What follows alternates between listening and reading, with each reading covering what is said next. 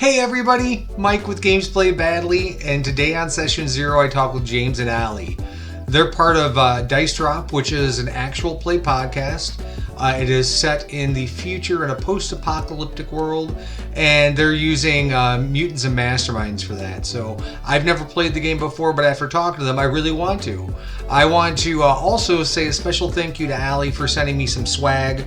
I got a couple pins, some awesome stickers, and she also sent me a really nice card with that with some very nice things in it. So thank you again, Allie, for all of that. That's great. I am currently upstairs in my home office. The studio is being used for something else right now. So we'll be back down there soon enough to shoot some more interviews. And as far as the shirt goes, I'm a big Rick and Morty fan. I don't know where I got it from, though, so I can't tell you. Dungeon Glitch, get on this. Anyway. We had a great time talking, and I can't wait for you to meet them. That interview starts now.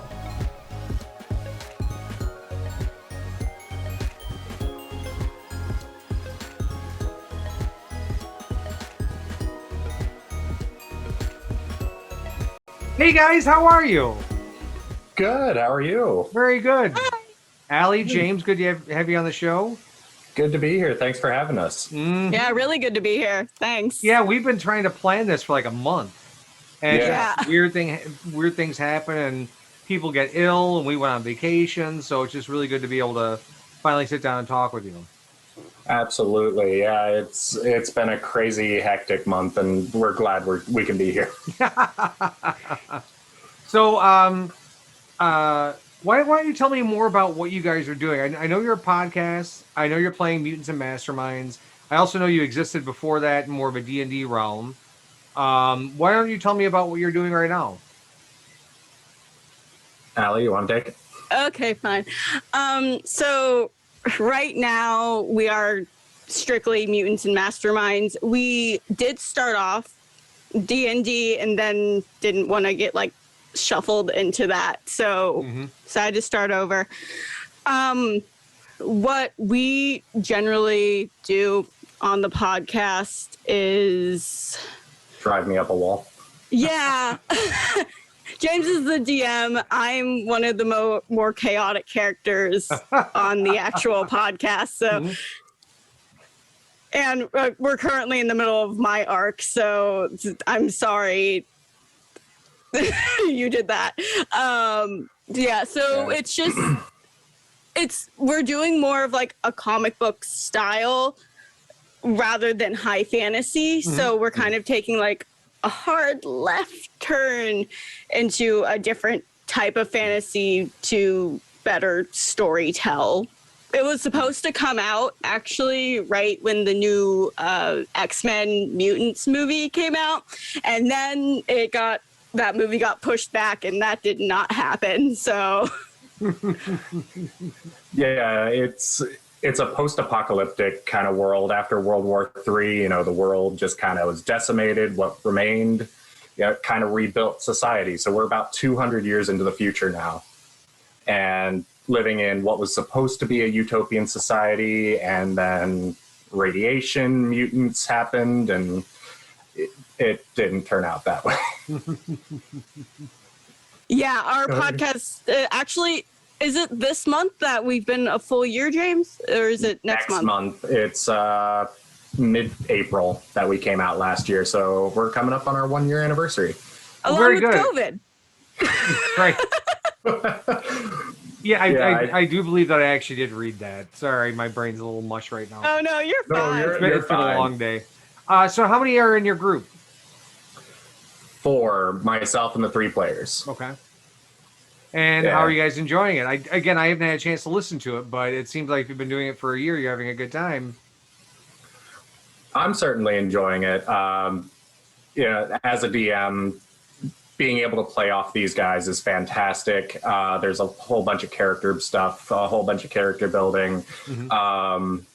And these guys run with it, and they throw me for a loop 9 times out of 10. I just go in not knowing what to expect most sessions. Oh, that's so nice, because sometimes I'm just like, he's expecting this of us. And you're just like, Well, he's expecting the unexpected. Is Yeah. what that is. When we record, we actually don't see each other's faces. It's just strictly just like the audio recording. So sometimes I wish I could see his face with some of our decisions, but I'm very happy that we don't. All four of us live in like different locations, so it makes it a little bit awkward to fully record, but we figured it out. Yeah. Go ahead. Oh no, go ahead. No, I was gonna say, I during the times of COVID, well, we've played remotely with our group for a long time because our group is actually half in Iowa and half here. So we've been doing that for a while now. But with COVID, it's definitely been a lot more strenuous to try and make sure that we get gaming time in, and setting up the virtual stuff isn't easy all the time, you know. Yeah, the virtual stuff, we kind of figured it out as we went. It was, trying to figure out whether we're going to do video or strictly audio. And it turned out we were doing strictly audio, which helped for the podcast because I'm able to, because they can't see what I'm doing, they can't see a map, they can't see miniatures, anything. So I have to describe it, which works best for the audience too. So Very theater of the mind. Yes. Yeah, that is good. I mean, if you think about it, if you've ever listened to a comedy album where it was recorded in front of a live audience, which they all are, the sight gags don't work. Exactly. So, I mean, if people can't see what you're doing, that makes it easier for you to describe it and for people who are listening to understand. Yeah. The first iteration, I did make a couple of maps, and what it came through as on audio was, well, what's this over here? And I'm going to move over here and I'm going to attack this guy, like right in front of me. And it just came off listening to it like the audience wasn't understanding what was going on. So. Yeah, I totally get it. I mean, where do you get your inspiration? Because again, this isn't high fantasy. This is superhero, Marvel, DC-esque goodness. Where do you get your inspiration for your adventures? A lot of different places. I mean, our entire third arc took place in what we called the Dreamscape, which was created by the Greek god Morpheus. So I took inspiration from Greek mythology and a little bit from Alice in Wonderland, things like that. But the initial concept, actually, Allie pitched to me. Yeah. So when we were like in the middle of like this weird sort of, it was like a weird lull. Like we hadn't recorded in like probably 6 months, and we were all in like a weird space. I just currently lost my job at that time, so I was in the headspace to record. I think something was James went back to school for a little bit, and Elena was looking for a job and looking for a place, and Kyle was just being Kyle. So he didn't really care when we recorded. He was just like, we'll do it. So at that point, we kind of just scrapped that. We were just like, I don't like this anymore. We don't know where the campaign's going. And James said, you guys were going to die anyways. You did so many stupid decisions. You're done. And I was just like, that's fair. So I was like, I want to be an X-Men. And James was like, excuse me, what? And I was like, let's not do high fantasy. Let's do X-Men. Let's do superhero. Let's go that route. And another thing I pitched to him was, as the players, we don't get to choose our powers, because no superhero ever to exist got to choose their own powers. It was just granted to them by will. So we did a random generator and we rolled our dice, and the only one that knew what we got was James. And a lot of us still have like one power that none of us know what's going to happen. So when each player gets a new power, when you see it in the episode zeros, when they get their initial power, when their second powers come in, it is like the surprise that you see on their face, that you hear in their voices. It's all genuine. They have no idea what's going to happen. That's wonderful. So I think as a spoiler to whoever's watching this and are planning on listening to our podcast, River's first reaction, or my first reaction when I heard what I was doing, was I was like, I'm Elastigirl. Yeah. Right. So yeah, it's fun. It's a lot of fun. It is. And as far as like the week to week inspiration, it's a lot of draw from old action movies, superhero movies, superhero concepts, comic books. I get my inspiration just about everywhere. Sometimes real life, because we accidentally were following news when we did not mean to. Oh, you remember that? Oh yeah. What did happen? I don't even remember anymore. It was during the Black Lives Matter protests, and then there was huge protests. Right. Yeah. That's right. And right around that time was when we introduced the concept of social injustice in the world that I had planned from the beginning. But it just came at that time, and I don't know if it was good or bad timing on our part, but it's there. Mm-hmm. Well, that's very cool. We're very good at timing. Well, I mean, often art mirrors life, right? Exactly. Yeah, and there's a lot of that in this story. I mean, I do base it off of real life problems, social injustice. The mutants are basically lower class citizens. They're being hunted, prosecuted, etc. I get very dark with some of this backstory for the city, but Allie, you want to say something? Yeah, you are a very mean DM sometimes. you like making us cry. Well, I mean, I think for you to get that sense of heroism, there has to be something that's oppressed, right, for you to free. Oh, or yeah. Some injustice which you must right. Mm-hmm. Yeah, he's very much you did this, so this is going to happen to you now, sort of DM. And a lot of the times it's not good. So it's very circumstantial.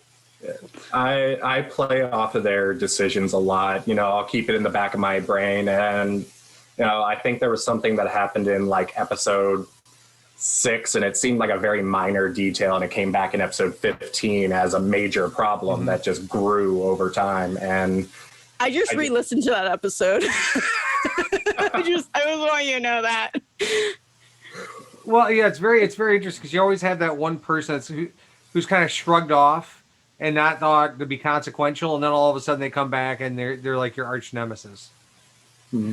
Oh, no, James, we're always like, oh, okay, we made this decision. And there's one episode, it's one of the newer ones, where Kyle goes, I want to do this. And James goes, you want to do this? And you could just hear it in his voice, like, are you sure this is what you want to try and do? Right. I was just talking about that with somebody the other day. I said, look, as a DM, if the DM says, are you sure you want to do that? The answer is no. He went and did it. It just did not go well. In 40 episodes, they have not learned that lesson yet. Hey, I learned that lesson. I just ignore it. So how long are your podcasts typically? An hour and a half average? About an hour and a half on average. Mm-hmm. Some of the bigger events, the series finales usually run into the 2-hour mark. So, okay. But we usually shoot for about an hour to an hour and a half. So they're not easy to get caught up on because they are so long, but it's better for the story. Almost that they're longer.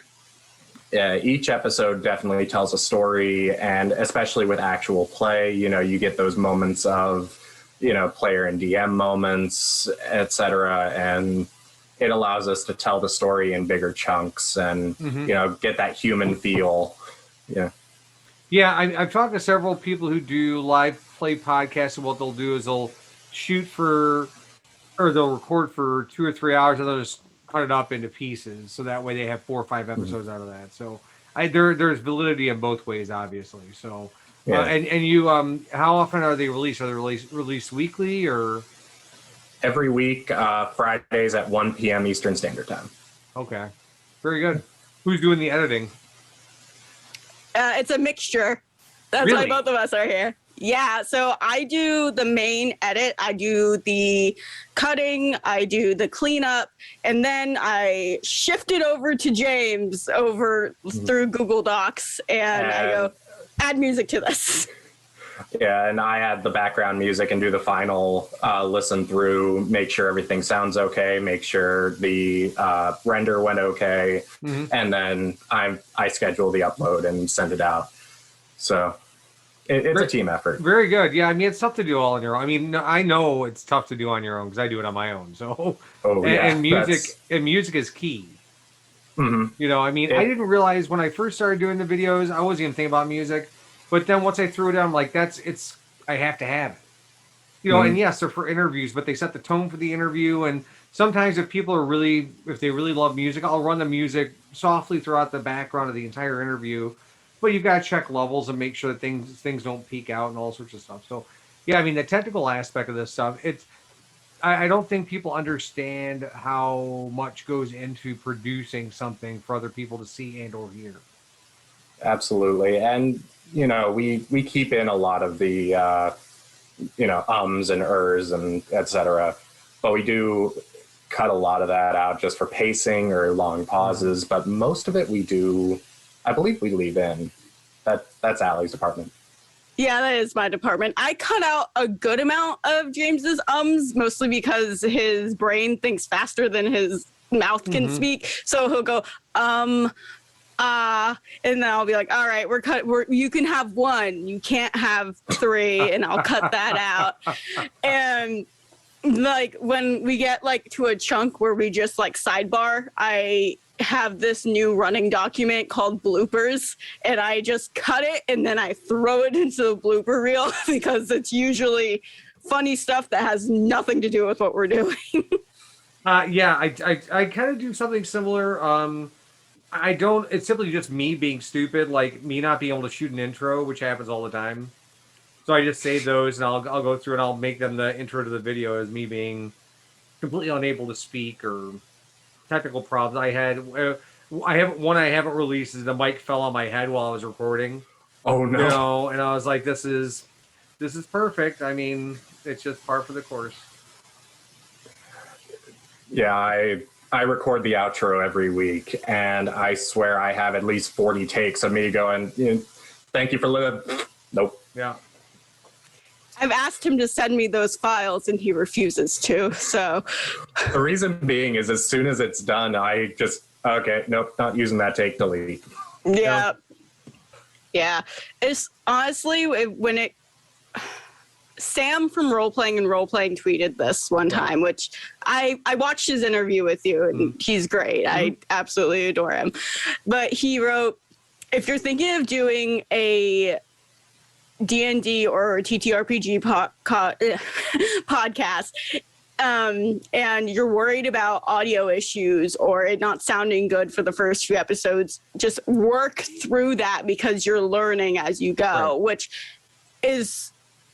If I heard that at the beginning, I probably wouldn't have been as crazy and meticulous as I am now. But still, I'm like, okay, I know what I'm doing now. I had no idea what I was doing before. I was self-taught from all of this. So it was like one of those encouraging things that I wish I heard when we first started this. Yeah. So you guys are going on it's your anniversary. Happy anniversary for the podcast. Thank you. You say you're on arc number 3. 4? Are we on 4 now? You're on 4? On 4 now. Okay, yeah. arc number 4. Where do you see this leading? I mean, is this something you're going to continue to do, or are you going to try something different? What are your future plans? I can definitely see this going on for a while, and then eventually, when we do finish this campaign, maybe move on to a different game or something I'll showcase another game. But as of right now, I have up to Arc 5 and potentially Arc 6 planned. So we've definitely got a little bit more to go with this one. So how many episodes are part of an arc typically? 10? 12, 13. Okay. Yeah. Dreamscape was kind of quick only because we were like, we need to get out. So there wasn't as much side. Yeah. Well, that's very gave us cool. A and B. We were like, Yeah. Well, that's very cool. So how did you guys all meet? I'm the one. Yay. Actually, no. Okay. So No, I had Zoe. yes, you had Elena Zoe. So James originally found Elena, which was she another friend through another game? She was a friend of a friend, actually. And we actually met at work. She came into my work, talked to she was a friend of one of my coworkers, who's a good friend of mine now. And I mentioned we were looking for a fourth for a D&D game. And she was all for it. She wanted to play more D&D. That's how Elena came to me. So I actually knew Kyle in high school, and Kyle's the one that's in Seattle right now. But we have been friends since I was like 16, and he came to me and he was just like, Allie, I think I want to play D&D. And I was just like, man, do I have the guy for you? And I was just like, text James. So, and James, you want to tell him how we met? I'll leave that one to you. All right, no. James and I met on a website, and it did not work. A dating website? Yeah. Oh, okay. All right. That's fine. I'm going to take that out of the interview, I think. That's fine.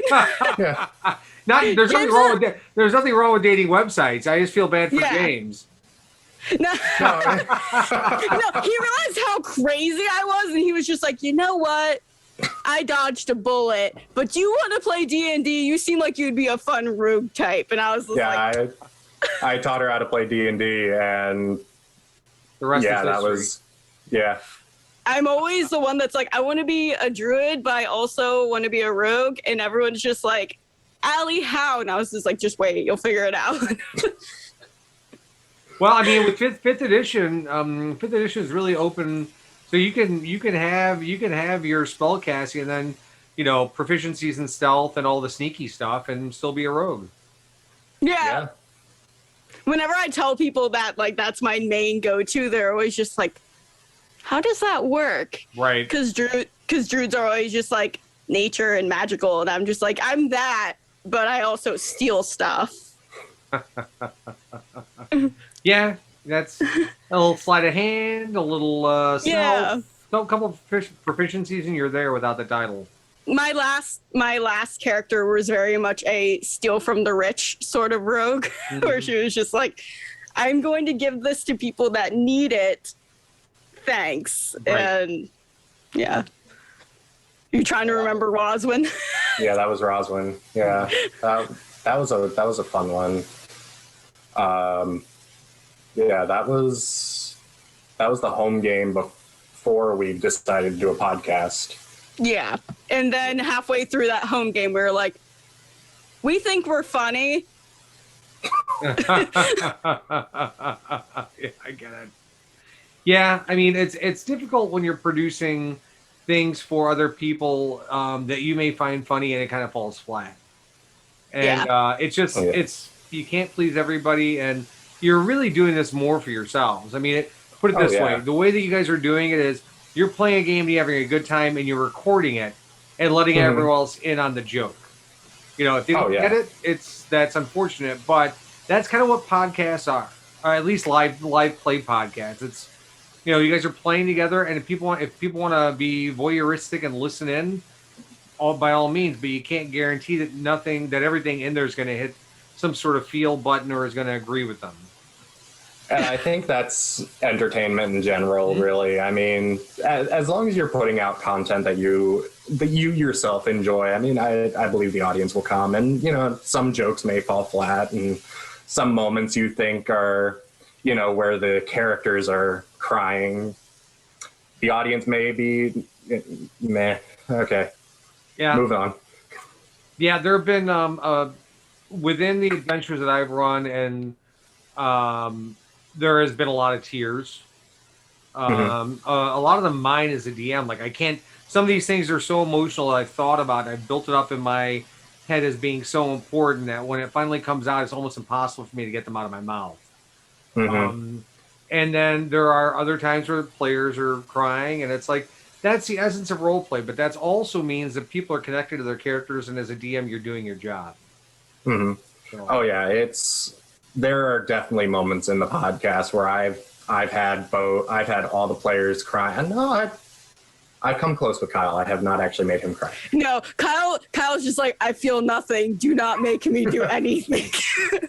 But there were a couple of moments I've had Allie and Elena, and there were a few moments where I just genuinely like, all right, this is for the story. I've got to do this, and I feel my own heart breaking as I'm saying it. He's tried to kill one NPC that my character is infatuated with. He's tried killing him twice now, and it's not worked out for him either time. So,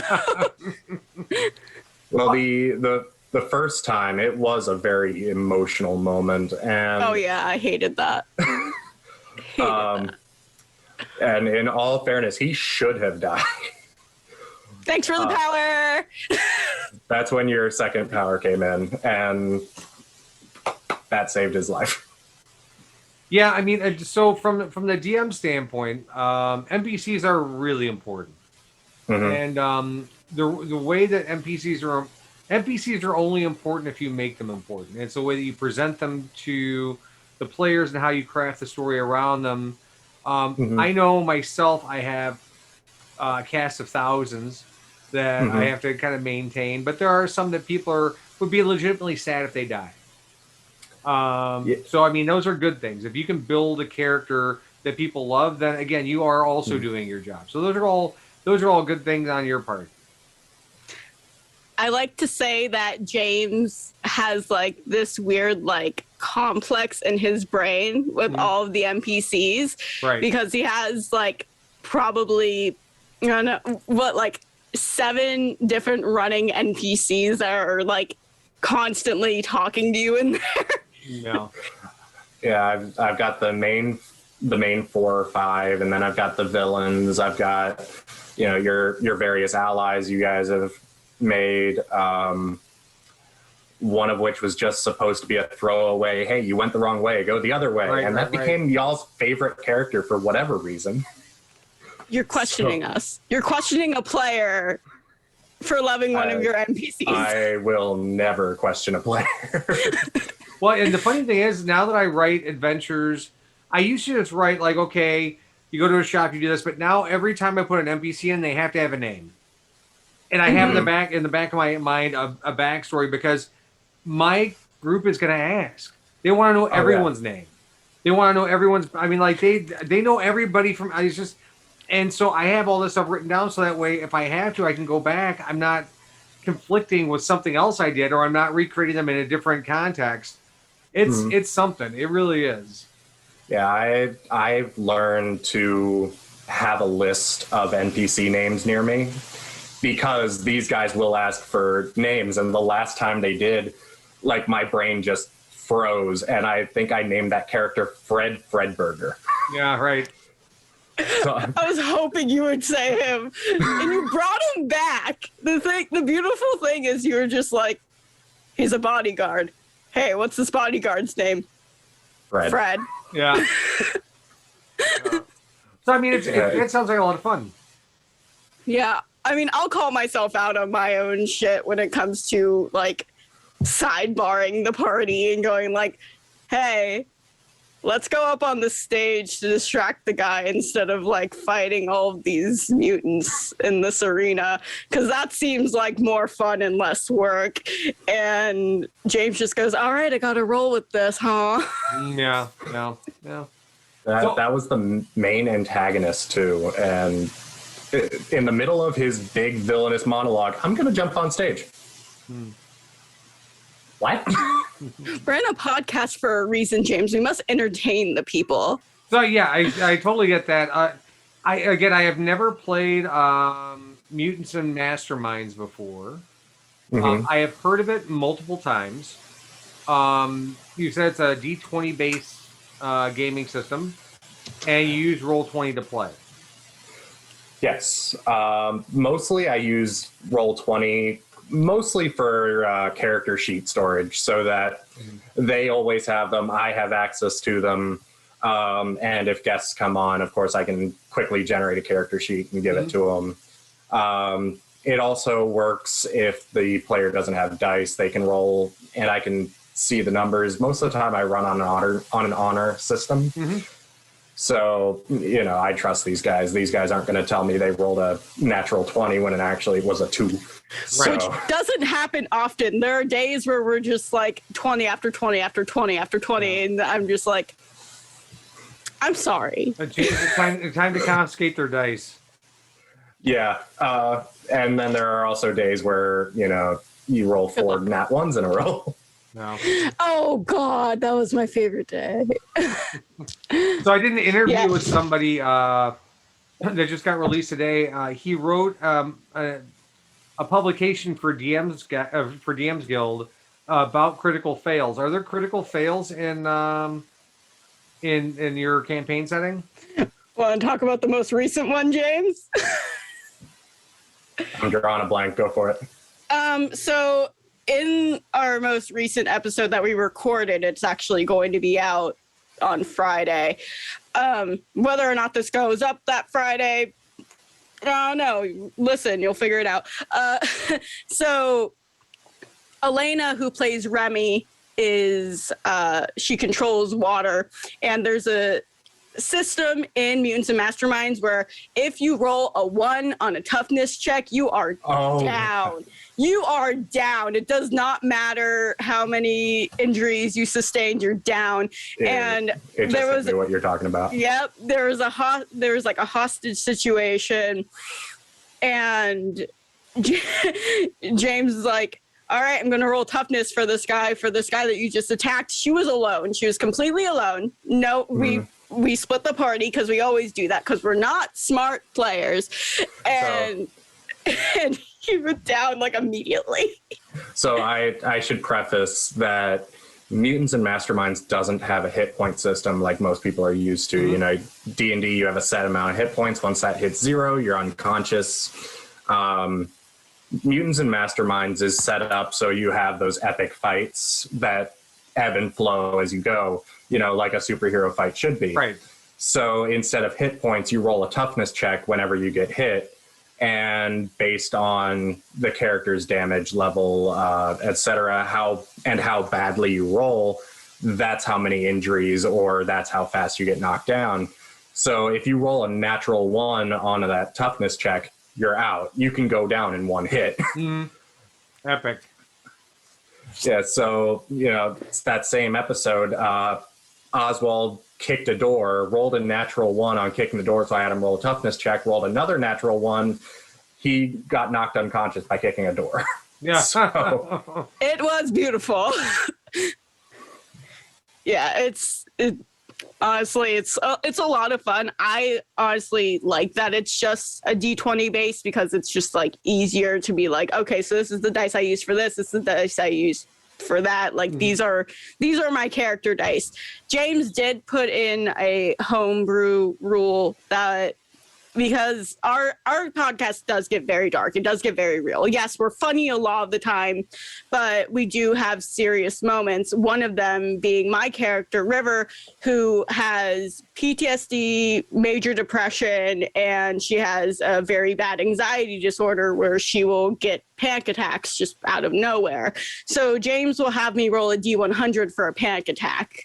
Like, if I had a bad day or if he knows my character's mentally not okay, he'll be like, "You're asleep.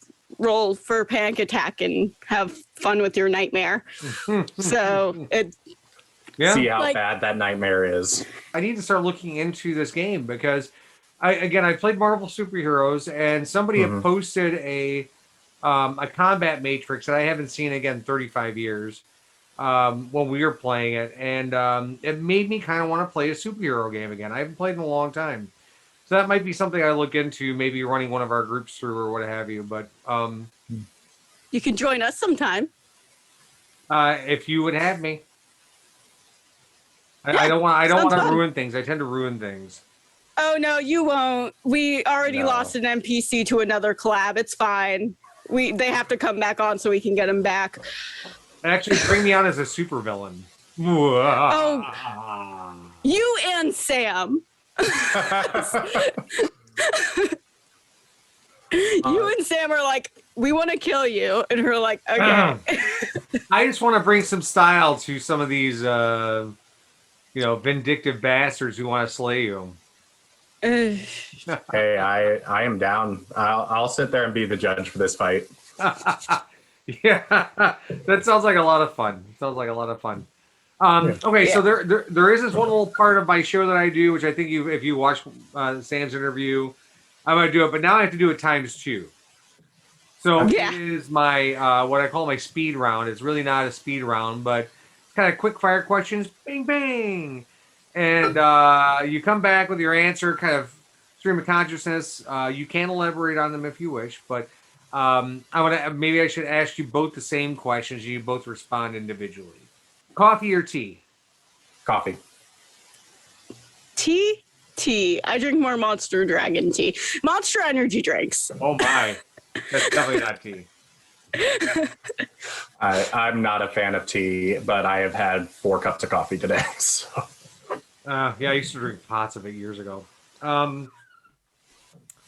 Car or motorcycle? Car. If I was speaking as River, I would say motorcycle, but car. One day I would love to get a motorcycle, but for general purposes, car. Milkshake or smoothie? Milkshake. I like to hear. Rare or well done? Rare. I usually go medium rare. Yeah. Rare's that's where I go. I go medium rare, so I'm trying to think, would I rather it be me chewing on a shoe, or would I rather it be raw? I mean, that's fine. It's a spectrum. So you tend to eat things the way they're supposed to be cooked. Yeah. Right. Outside of chicken and poultry and ham. Of course. Yeah, don't have medium rare ham. Yeah, please don't. No. Spring or fall? Fall. Spring. I'm a summer child. Right. James likes cold. I like warm. Cats or dogs? Ooh. Cats. You have 2 cats right now. I have 2 cats right now, but I am more of a dog person. So. But Meat Bun. You love Meat Bun. I love Meat Bun, but. The fact you have a cat. He likes getting into your dice tray. He likes getting into your dice tray when you're not paying attention to him. That happened in our last recording session. He jumped up on my desk and just sat in my dice tray because I was not paying attention to him. That'll do it. Yeah, right. Yeah. We had a friend of ours who, the cat's name was Hot Tub. Mm-hmm. And it was called Hot Tub because the husband said you can either have a hot tub or you can have that cat. And she chose the cat. So they named the cat Hot Tub. Good choice. I agree with that choice. Yeah, right. Yeah. I don't know. We've had so many cats. Maybe I choose a hot tub one time around. I'm not sure. But either way, guys, it was fantastic to get a chance to talk to you.